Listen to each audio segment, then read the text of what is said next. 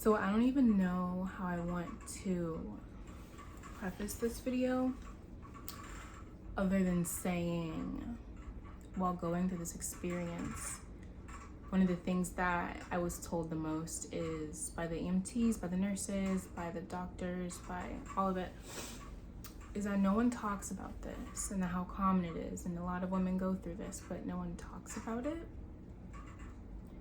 So let's talk about it.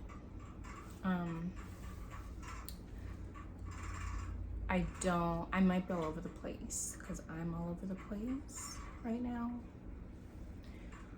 But I think if this could help somebody or make someone feel a little bit less alone if they're going through this, or if they've gone through this or experiencing this, then this experience isn't a total loss, you know?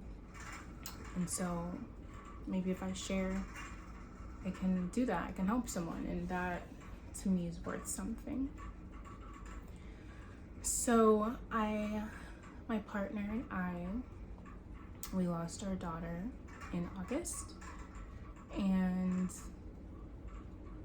I still don't even know what to think about it or what to make of it, other than,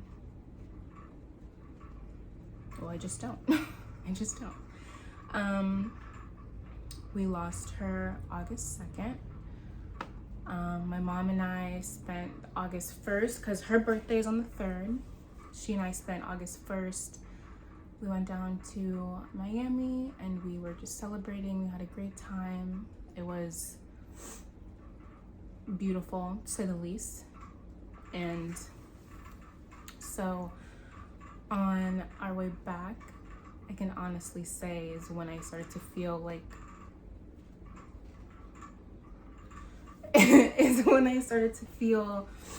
just discomfort. Not like cramps or anything, just genuine like tightness and discomfort in my belly.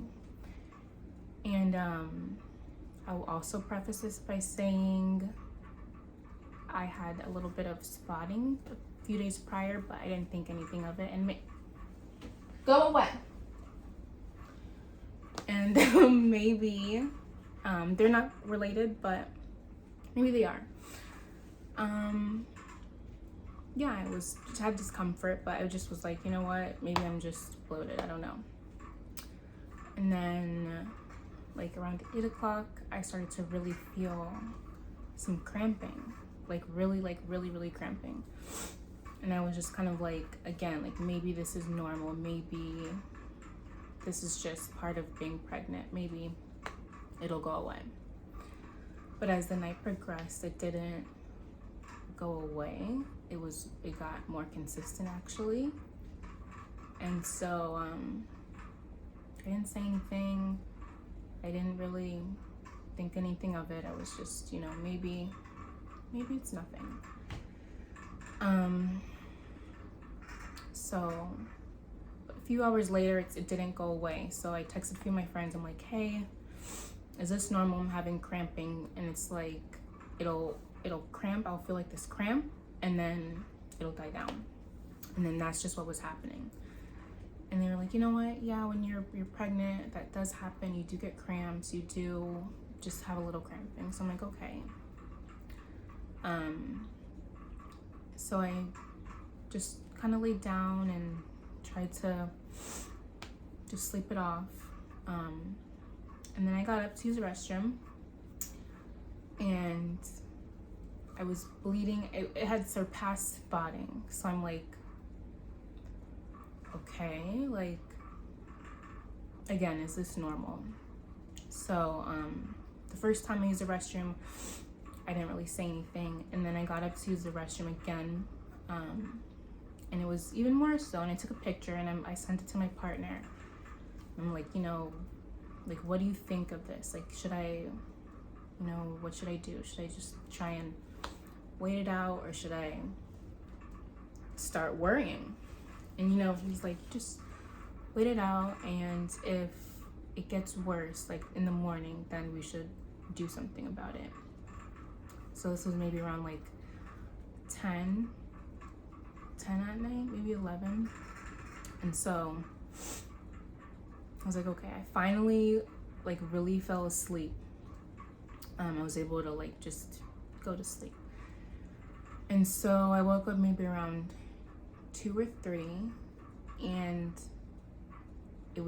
like my cramps were worse, to the point where, you know, I am like breathing through them, and I'm just kind of like, okay, it's time to go to my mom. And I went to her. I'm like, you know, I also showed her my bleeding, and she's like, you know, just lay with me for a little bit, and if this persists, like, we're gonna go to the emergency room. So I laid down, and my cramps are like, they're like, on a scale from 1 to 10, I would say they were an 8. And I just couldn't, at that point, I couldn't like sleep them off anymore. So mom was like, that's enough, let's go to the hospital, or the emergency room, not the hospital. And so we did, and it was actually really quick, probably because it was, at this point, it was probably like 4, 5 in the morning, so there wasn't many people there. You know, so they got me into my room. They gave me some medicine I hadn't eaten, and they gave me medicine for my cramps and for my nausea, and they hooked me up to IVs and everything to get me rehydrated.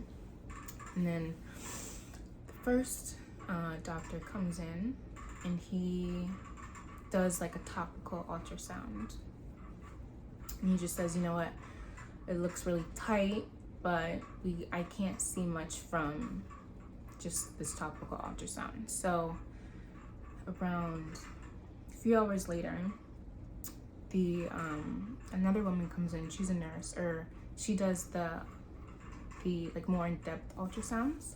She takes some pictures and does all that. And so when the results came back, they were like, you know, your cervix is really open, and we don't know why. We don't know what it is. So we're gonna transfer you to St. Mary's. And I had to ride in a like an EMT vehicle.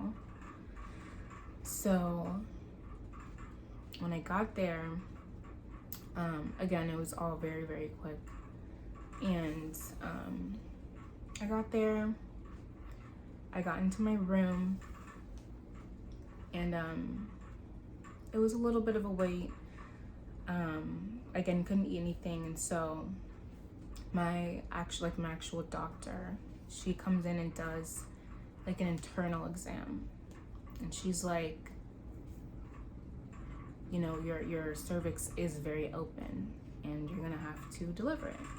And I'm like, okay, you know, I'm thinking like, this obviously my baby's, I was 5 months, 21 weeks. And so I'm thinking, you know, this is gonna be very premature, but she'll be on, you know, the little defibrillators or whatever, the incubators that they keep babies in when they need extra support. And so I'm like, okay, well, how long is she going? She leaves, and then she comes back. And I'm like, well, how long is my baby gonna have to be in the incubators, or, you know? And she's like, she doesn't really say much. She's just kind of like, that's not what's gonna happen here. You're gonna deliver, and then nature's gonna take its course. And I'm like, I didn't realize it at first. And then I was just kind of like, okay. You know, I didn't know what to do or what to think. And I was just kind of like, this is happening.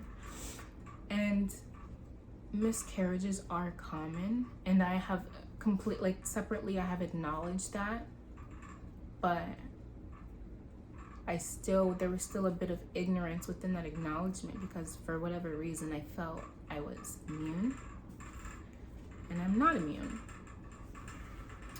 And so I call my partner, and I'm like, this is what's happening. And he rushes over, and we're there, we're just like processing it, even though it happens like it's so fast. I don't even know how that happened so fast, but it did.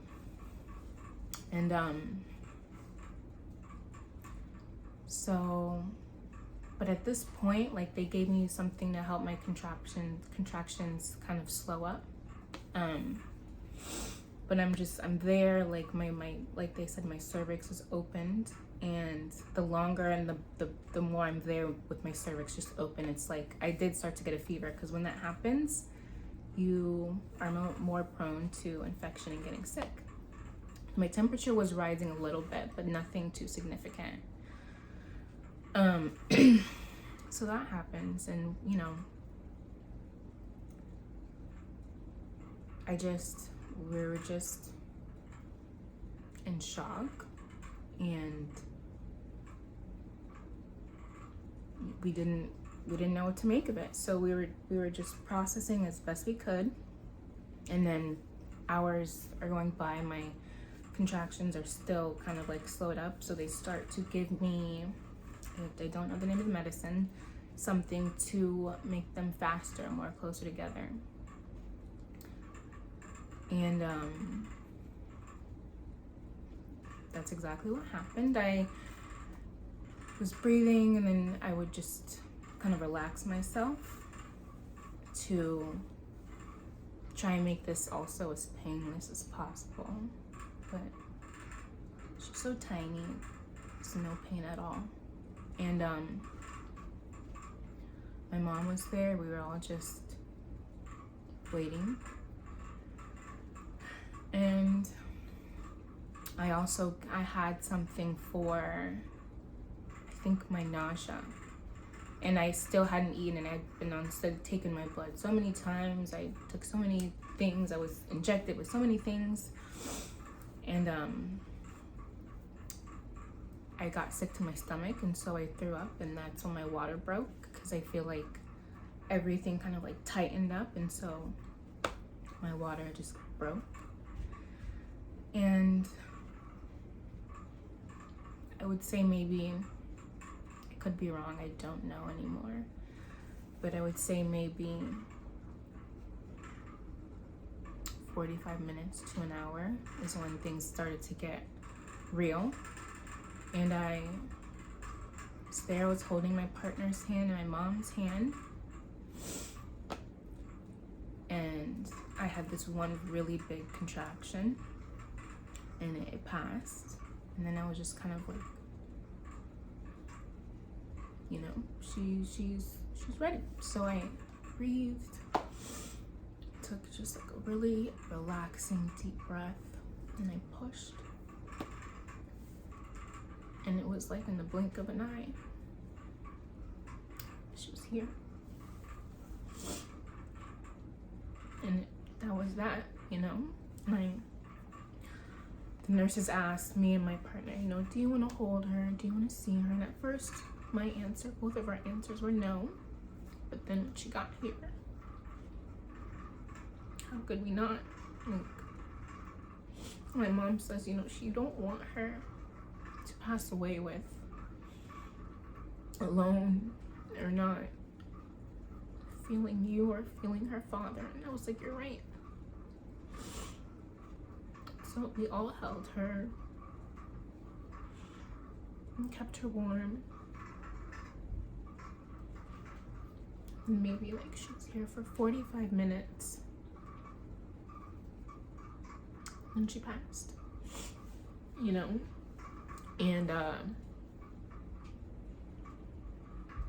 this experience has been, for everyone, for me, for my partner, for my family, all of our family, like something that is like genuinely life-changing. It changed my perspective. It changed